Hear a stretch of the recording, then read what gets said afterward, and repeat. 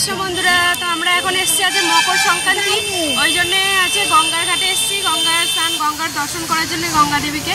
তো আপনাদেরকেও সব পুরোটা দর্শন করাবো, তো চলুন। আর ঢুকে আমি দেখি এখানে কত ভক্তরা, সব কত লোকের ভিড়, সবাই এসেছে আজকে গঙ্গায় স্নান করতে আর স্নান করে পুণ্য লাভ করার জন্যে। আজকে ভালো একটা দিন, মকর সংক্রান্তির দিন। তো আজকের দিনে কুম্ভ মেলাও আছে, তারপরে কুম্ভ মেলা যদিও কয়েকদিন ধরে হবে, আর গঙ্গাসাগর মেলাও আছে। তো এই মকর সংক্রান্তিতে সবাই গঙ্গাসাগর মেলাতে, তারপরে কুম্ভ মেলাতে যায়, গিয়ে স্নান করে। তো গঙ্গাসাগরে গঙ্গা আর সাগর একসাথেই আজকের দিনে মিলিত হয়েছিল, তো সেই হিসাবে গঙ্গাসাগরে সবাই গিয়ে স্নান করে সেখান থেকে পুণ্য লাভ করার জন্যে পুণ্য অর্জন করে নিয়ে আসে।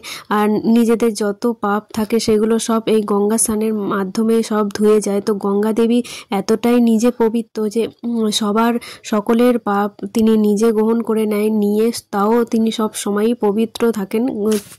তো সেই উদ্দেশ্যেই আজকের দিনে সকল ভক্তরা, যাত্রীরা, যত দেশ বিদেশের সমস্ত জায়গার লোকরা এখানে এসে কুম্ভ মেলাতে গিয়ে গঙ্গাসাগরে গিয়ে স্নান করেন। তো যারা গঙ্গাসাগরে যেতে পারেনি তারা এখানে মায়াপুর ঘাটে, এই যে গঙ্গা সাক্ষাৎ গঙ্গা আছেন, তো ওনার এই ঘাটে এসে স্নান করে সেই একই রকমই ফল লাভ করা যায়। তো গঙ্গা দেবীর স্নানের অনেক রকম মহিমা আছে। আর আমাদের এখন স্নান করা হয়ে যাওয়ার পরে আমি এই যে ডিব্বাটা, এটা বাইরে থেকে, এই গেটের বাইরে থেকেই কিনতে পাওয়া যাচ্ছিল, তো ওখান থেকে নিয়ে এসেছি। নিয়ে একটু জল ভরে নিয়েছি, জল ভরে নিয়ে যাচ্ছি সোনাকে বাড়িতে গিয়ে ও স্নানের জলের সাথে মিশিয়ে স্নান করাবো বলে। আর আমাদের স্নান হয়ে গেছে, এখন শুধু পুজোটা বাকি আছে। আর এখানে বাড়ি থেকেই আমাদের নিয়ে আসা হয়েছিল ফুল, তারপরে প্রদীপ নিয়ে আসা হয়েছিল আর ধূপ নিয়ে আসা হয়েছিল। তো এইগুলো জেলেই এখন এখানে প্রদীপ দেব। আর যারা আনতে পারবে না, যাদের দূরে বাড়ি, তো তারা এখানে সমস্ত কিছু কিনতে পাওয়া যায়, খুব কম টাকাতেই কিনতে পাওয়া যায়। এখান থেকে কিনে সরাসরি পুজো দিতে পারেন। তো এখানে গঙ্গা দেবীকে পুজো দেওয়া বাকি আছে। এই যে ধূপটা এখন জেলে নিচ্ছি, তো ধূপটা জেলে নিয়ে মোমবাতি, এই প্রদীপ জেলে নিয়েই তারপরে পুজো দেব। পুজো দেওয়ার পরে আমাদের সব এখানের কাজ সম্পূর্ণ হয়ে যাবে, যেহেতু সবার স্নান করা হয়ে গেছে। তো মা বাবারও স্নান হয়ে গেছে, আমাদেরও হয়ে গেছে, আমারও হয়ে গেছে। তো পুজোটা সবাই মিলে একটু দিয়েই তারপরে চলে যাব বাড়ি। এই গঙ্গা দেবীর উৎপত্তি সম্পর্কে আপনারা সবাই কম বেশি জানেন। তো এই গঙ্গা দেবী কেন মর্তে আবির্ভূত হয়েছিলেন সেগুলো সবই আপনারা জানেন।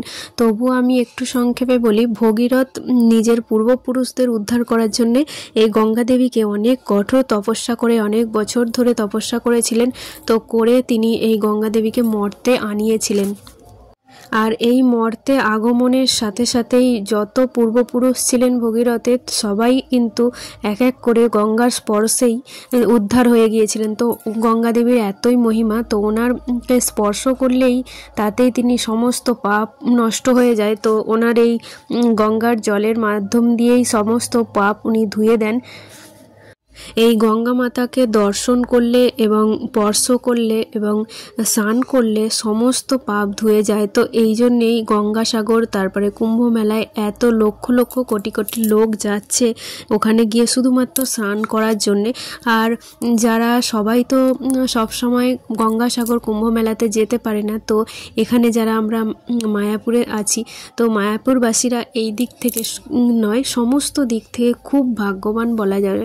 কারণ সমস্ত কিছু এই মায়াপুরের মধ্যেই রয়েছে, আমাদের আর বাইরে যাওয়ার কোনো দরকার পড়ে না। যা চাইবেন সমস্ত কিছু এখানেই আছে। বৃন্দাবনে রাধাকুণ্ড, শ্যামকুণ্ড, গিরি গোবর্ধন থেকে আরম্ভ করে এখানে গঙ্গা দেবীও আছে। তো তার জন্যে বাইরে যারা সবসময় যেতে পারছেন না এই গঙ্গাসাগর মেলা বা কুম্ভ মেলাতে, তো তারাই এই গঙ্গা দেবীর কাছে এসে এই গঙ্গা জলেতে স্নান করলেই সেই রকমই ফল লাভ হবে, যেগুলো কুম্ভ মেলা আর গঙ্গাসাগরের মেলা এত দূরে কষ্ট করে পয়সা খরচা করে গিয়ে ফল লাভ হয়। আর এই দেখুন, এখন আমরা এবারে বাড়ি চলে যাচ্ছি, টোটোতে উঠে পড়েছি, স্নান টান সব কিছু হয়ে গেছে, ওখানে মন্দিরের সমস্ত কাজ হয়ে গেছে। আর এখানে দেখুন এই যোগপীঠের নতুন গেট বানাচ্ছে। তো যোগপীঠের গেট, তারপরে শিবাসঙ্গনের গেট, তারপরে এইদিকে হচ্ছে গদাধর ভবনের গেট, সমস্ত কিছু পার হয়ে আমরা এখন চলে এসেছি অবশেষে বাড়ি। আর আজকে মকর সংক্রান্তির দিন, তো পূর্ণ একটা যোগের দিন, আজকে খুব একটা ভালো দিন। আর আজকের দিনে এখানে গঙ্গায় গিয়ে স্নান করতে পেরে, তো বহু বছর পর আমি গঙ্গায় স্নান করলাম, তো করতে পেরে খুব ভালো লাগলো যে এতদিন পরে অন্তত মায়াপুরে থেকে এসে গঙ্গায় স্নান করতে পারলাম, তাও আবার মকর সংক্রান্তির দিনে। তো বেশ ভালো লাগলো। এখন আমি বাড়িতে চলে এসে তারপরে এখন যেহেতু আজকে সংক্রান্তি, তো ওই জন্যে একটু ঠাকুরের কাছে আগে এখানে বিন্দু দেবীর কাছে যে বেদিটা করা আছে এই তুলসী মঞ্চের এখানে আগে একটু আলপনা দিয়ে নিচ্ছি। তো দিয়ে তারপর পরপর এখানে আমাদের ঠাকুর ঘরের ভেতরে, তারপরে ঘরে যে সমস্ত ঘরের যে সামনেটা আছে, তো দরজার সামনে ওই সমস্ত জায়গায় আলপনা দেব। আর এই আলপনাটা দিতে দিতে অন্তত 1 ঘন্টার মতো সময় লেগে গেছে চারিদিকে দিতে। আর আমি আলপনা যেমনটা পেরেছি নিজের মতো করে দিচ্ছি। প্রথমে এখানে মা বললো বিন্দু দেবীর এখানটা দিয়ে দিতে, তো ওই জন্যে এইখানে আগে দিয়ে দিচ্ছি। দিয়ে তারপরে আবার এই যে দেখুন এই গোলাটা দিয়ে দিচ্ছি। তো এর মধ্যে চালের গুঁড়ো আছে, সেইটা দিয়েই আলপনাটা দিলাম। আর এখানেই দেখুন আমার আলপনা দেওয়া হয়ে গেছে। তো 1 ঘন্টা পর তারপরে এটা কমপ্লিট হলো। তো এখানে করে নিয়েছি, আর কেমন লাগছে একটু কমেন্টে অবশ্যই কিন্তু জানাবেন। আর এখানে বিন্দু দেবীকে আলপনাটা করেছি, তো ফুল দিয়ে সাজানো হয়নি, ফুল দিয়ে একটু পরে সাজাবো। তো এইদিকে আজকে যেহেতু পৌষ পার্বণ, তো পিঠে পুলির ব্যাপার আছে, তো সেই দিকে গিয়ে তারপরে পিঠে বানানো হয়ে যাওয়ার পর তারপরে এখানে বিন্দু দেবীর ওখানে ফুল দিয়ে তারপর বিন্দু দেবীকে খুব সুন্দর করে সাজিয়ে দেবো। আর এই দেখুন এই যে ঘরের এইগুলোতে এই ডিজাইনগুলো করে তারপরে এখন চলে এসেছি পিঠে বানাতে। তো এখানে সব ওইদিকে আলপনা করতে গিয়ে মায়ের প্রায় সব পিঠেই বানানো হয়ে গেছে, তো কয়েকটা বাকি ছিল শুধু। তো সেই জন্য মা বললো ঠিক আছে তুই এই কটাই করে দে। তো ওই জন্যে আমি ওই কটাই করতে বসে গেছি। আর এইখানে এই দেখুন এই যে পিঠে এইভাবে আমাদের করি, তো এটাকে পুর পিঠে বলে। তো এই পিঠেটা আমাদের হচ্ছে, তা অন্য বাকি যে পিঠে আছে সেগুলো মাই করে ফেলেছে, তো এই পিঠেটাই বাকি ছিল, তো ওই জন্য আমি বানিয়ে নিচ্ছি। আর আমার তো বেশ ভালো লাগে এখানে এসে পার্বণে পিঠে তো বানাতে। আর এই দেখুন এই যে পিঠেগুলো আছে, এই পিঠেগুলো মা বানিয়েছে, তো অনেক আগেই হয়ে গেছে। তারপরে এইগুলো এই যে সবজিটা আছে, এই সবজিগুলো এর মধ্যে পুর করে ভরা হবে, তো এইগুলোই আমি বানাবো। তারপরে বানিয়ে এই দেখুন আপনাদেরকে দেখাচ্ছি, এই দেখুন এই যে কটা পিঠে এইগুলো আমি বানিয়েছি।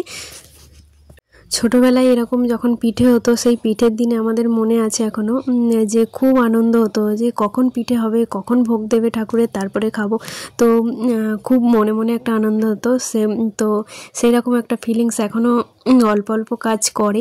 আর এখানে এই দেখুন আপনাদের বললাম যে ফুল দিয়ে বিন্দু দেবীকে সাজাবো, তো এখানে এই যে ফুল দিয়ে তারপরে সাজিয়ে নিয়েছি। আর এখন এই দিকটাতে সমস্ত কাজ হয়ে গেছে, তো ওই জন্য একটু সোনাকে নিয়ে দিকটা এসছি।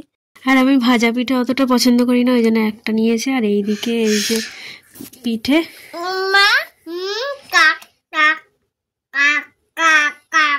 এখন খাওয়া দাওয়া হয়ে গেল রাত্রের। আর আজকের মতো ভিডিওটা এই পর্যন্তই। ভিডিওটা কেমন লাগলো অবশ্যই কমেন্টে জানাবেন, ভালো লাগলে লাইক শেয়ার করবেন। সবাই ভালো থাকবেন, সুস্থ থাকবেন। দেখা হচ্ছে আমার নেক্সট ব্লগে। আর আমার ভিডিওটি পুরো দেখার জন্য আপনাদেরকে অসংখ্য ধন্যবাদ। আর হ্যাপি মকর সংক্রান্তি সবাইকে। সবাই পিঠে পুলি খান, গঙ্গায় স্নান করুন।